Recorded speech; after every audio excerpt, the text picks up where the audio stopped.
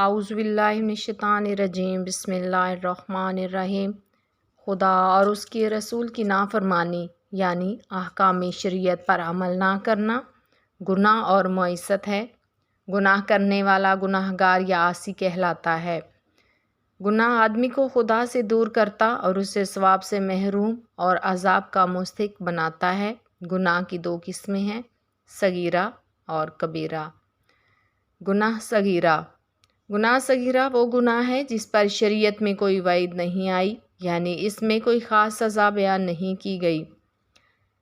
آدمی کوئی نیکی، عبادت، صدقہ یا اطاعت والدین وغیرہ کرتا ہے تو اس کی برکت سے یہ گناہ زائل ہو جاتا ہے، جیسے حدیث شریف میں آیا ہے کہ جو بندہ وضو کا عمل کرتا ہے اللہ تعالیٰ اس کے اگلے پچھلے گناہ بخش دیتا ہے۔ غرض یہ گناہ بلا توبہ بھی معاف ہو جاتے ہیں، مگر شرط یہ ہے کہ اس پر اصرار نہ کیا ہو کہ گناہ صغیرہ اصرار سے گناہ کبیرہ بن جاتا ہے اور بلا توبہ کیے اس کی معافی نہیں ہوتی۔ گناہ کبیرہ وہ گناہ ہے جس پر وعید آئی، یعنی وعدہ عذاب دیا گیا۔ کبیرہ سے آدمی خالص توبہ استغفار کیے بغیر پاک نہیں ہوتا۔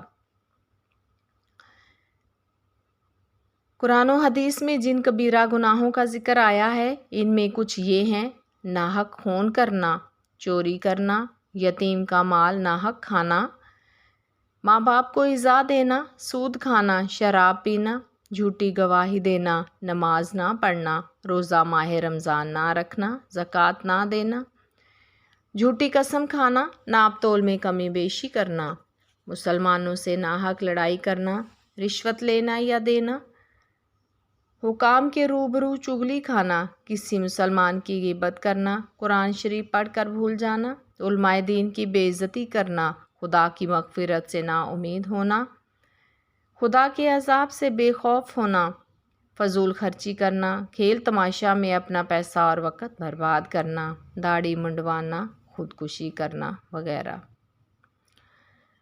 گناہ کبیرہ کا مرتکب مسلمان ہے اور جنت میں جائے گا، خواہ اللہ تعالیٰ محض اسے اپنے فضل سے اس کی مغفرت فرما دے یا حضور اقدس صلی اللہ علیہ وآلہ وسلم کی شفاعت کے بعد اسے بخش دیا، یا اپنے کیے کی کچھ سزا پا کر بخشا جائے، بہرحال وہ جنت میں جائے گا اور اس کے بعد کبھی جنت سے نہ نکلے گا۔ گناہ کی دو صورتیں ہیں: ایک بندے کا وہ گناہ جو خالص اس کے اور اس کے پروردگار کے معاملے میں ہو کہ کوئی فرض نماز چھوڑی، کسی دن کا روزہ ترک کر دیا۔ اس قسم کے گناہوں میں اتنا ہی کافی ہے کہ آدمی سچے دل سے توبہ کرے، یعنی جو کچھ کر چکا اس پر نادم اور پشیمان ہو، بارگاہ الہی میں اس کی گڑ گڑا کر اس کی معافی چاہے اور آئندہ کے لیے اس گناہ سے باز رہنے کا پختہ ارادہ کر لے۔ اللہ تعالیٰ کریم ہے، چاہے تو اسے معاف کر دے اور درگزر فرمائے۔ دوسری قسم کے وہ گناہ ہیں جو بندے کے باہمی معاملات میں ہوں کہ آدمی کسی کے دین، آبرو، جان، مال و جسم یا صرف قلب کو تکلیف پہنچائے، جیسے کسی کو گالی دی، مارا، برا کہا، غیبت کی یا کسی کا مال چرایا، چھینا، لوٹا، رشوت، سود، جوئے میں ہارا۔ ایسی صورت میں جب تک بندہ معاف نہ کرے معاف نہیں ہوتا۔ یہ معاملہ حقوق العباد یعنی بندوں کے حقوق کا ہے، اور اگرچہ اللہ تعالیٰ ہمارے جان و مال و حقوق سب کا مالک ہے، جسے چاہے ہمارے حقوق میں چھوڑ دے، مگر اس کی عدالت کا قانون یہی ہے کہ اس نے ہمارے حقوق کا اختیار ہمارے ہاتھ میں رکھا ہے، بغیر ہمارے بخشے معاف ہو جانے کی شکل نہ رکھی۔ لہٰذا اس قسم کے گناہوں میں جن کا تعلق بندوں سے ہے، توبہ مقبول ہونے کے لیے اس کا معاف کرانا ضروری ہے کہ جب تک صاحب حق معاف نہ کرے گا معافی نہ ملے گی، اور پہلی صورت میں فرض و واجبات کی قضا بھی لازم ہے جبکہ ان کی قضا ہو۔ اب سوال یہ پیدا ہوتا ہے کہ توبہ کسے کہتے ہیں؟ توبہ کی اصل رجوع اللہ ہے، یعنی خدا کی فرما برداری اور اطاعت کی طرف پلٹنا۔ اس کے 3 رکن ہیں: ایک گناہ کا اعتراف، دوسرا گناہ پر ندامت کرنا، اور تیسرا گناہ سے باز رہنے کا قطعی ارادہ کر لینا۔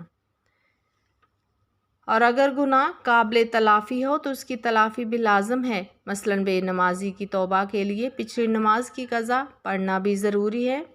مولا تعالیٰ کریم ہے، اس کے کرم کے دروازے ہر وقت بندوں کے لیے کھلے ہوئے ہیں۔ توبہ میں جس قدر ممکن ہو جلدی کرنی چاہیے۔ توبہ میں آج کل کرنا مسلمان کی شان نہیں، کیا خبر موت اسے مہلت دے یا نہ دے۔ پل کی خبر نہیں کل کس نے دیکھی ہے، اور بہتر ہے کہ جب اپنے لیے دعائے مغفرت یا کوئی بھی دعا کرے تو سب اہل اسلام کو اس میں شریک کر لے کہ اگر یہ خود قابل عطا نہیں تو کسی بندے کے طفیل ہو کر مراد کو پہنچ جائے گا۔ حدیث میں آیا ہے کہ جو مسلمان مردوں اور عورتوں کے لیے استغفار کرے، بنی آدم کے جتنے بچے پیدا ہوں گے سب اس کے لیے استغفار کہیں گے یہاں تک کہ وفات پائے۔